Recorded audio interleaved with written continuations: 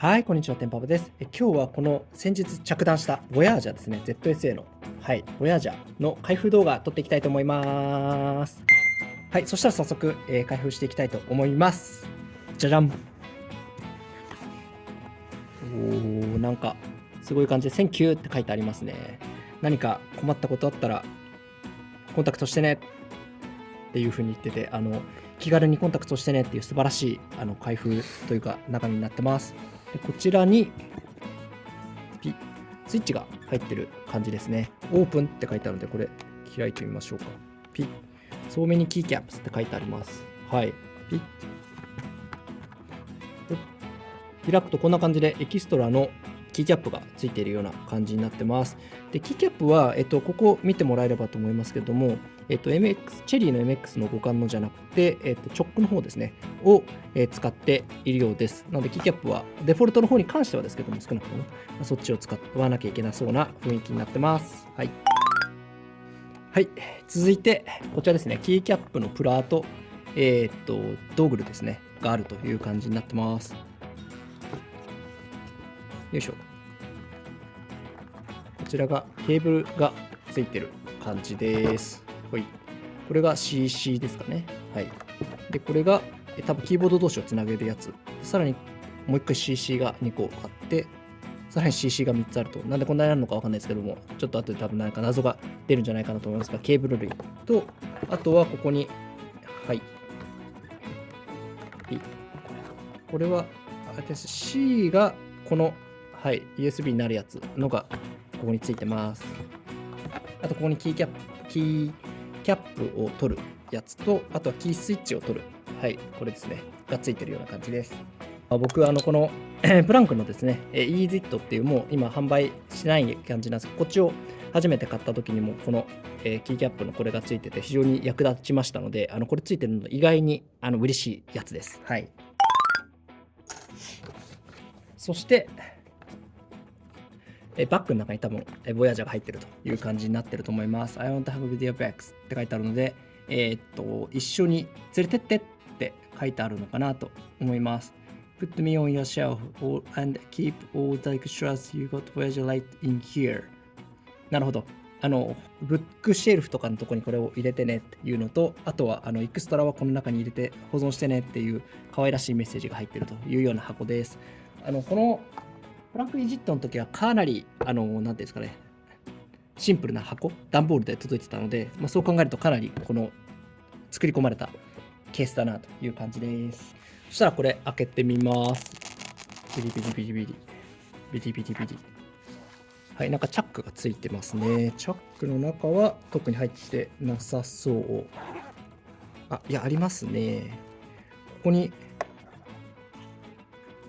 ボヤージャーのこれ多分足がついてるっぽくて、これを取って多分、高さを変えることができるんだと思います。はい。ちょっとどう取るのかが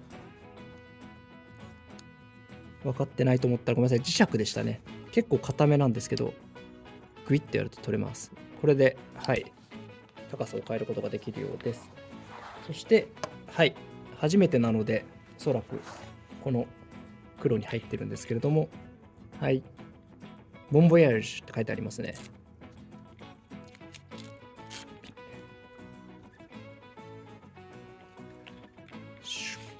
はい、来ました。ロープロファイルのやつです。これが1個目。そしてもう一つ、同じようにボンボヤージュがありますので、取って、ピッと。はい、来ました。これが、はい、ボヤージャーの全容ですね。で、おそらくなんですけども、説明書が入っておそらくいないので、頑張って慣れていく感じなんですけど、こことここで、はい、これとこれをつなぐというのと、ここに PC をつなぐというところになるかなと思います。多分これはですね、リセットボタンになるのかなと思います。キーマップをフラッシュするときに使うものなんじゃないかなと思います。で、裏にこのボタンが、さっきのですね、これをつけられるのがあるのかなというところですね。なので、例えばこれをここにカシャッとつけると、その分高さがつけられるというものになるんだと思います。はい。こんな感じで、はい、つけて高さをつけられると。高さがつくという感じになるかなと思います。はい。そしたら、せっかくなので、打ってみようと思います。あ、違いましたね、これ。位置がここがこれですっていう感じで、すいません、全然知らなかったというか気づかなかったんですけど、これがこれという感じですね。ということは、他の穴はおそらく、別途自分で何か買えばつけられますよと、ここに磁石がありますよというような、お達しなんだと思います。なので、こっちも、はい、逆ですね。逆。はい。これで、こんな感じで段差がこの分ですね、ついてるという感じです。これで分割キーボードという感じになります。そしたら早速なんで、電源つないでみたいと思います。はい、じゃあこのケーブルを、ここと、ここにつなぎます。いや、分割キーボードめちゃくちゃ今まで欲しかったんですけど、一回も手出せなかったんですが、ちょっとこのタイミングで、この、なんていうんですか、これは好きだったのがあったので、買ってみましたというか、手に入れてみましたという感じです、これを。はい。つなげるのは、ちょっと他で使ってるやつをつなげてみます。クイッピッ。多分これ光らないのは、そういう設定をしていないからだと思いますので、また後で光らせてみたいなと思いますが、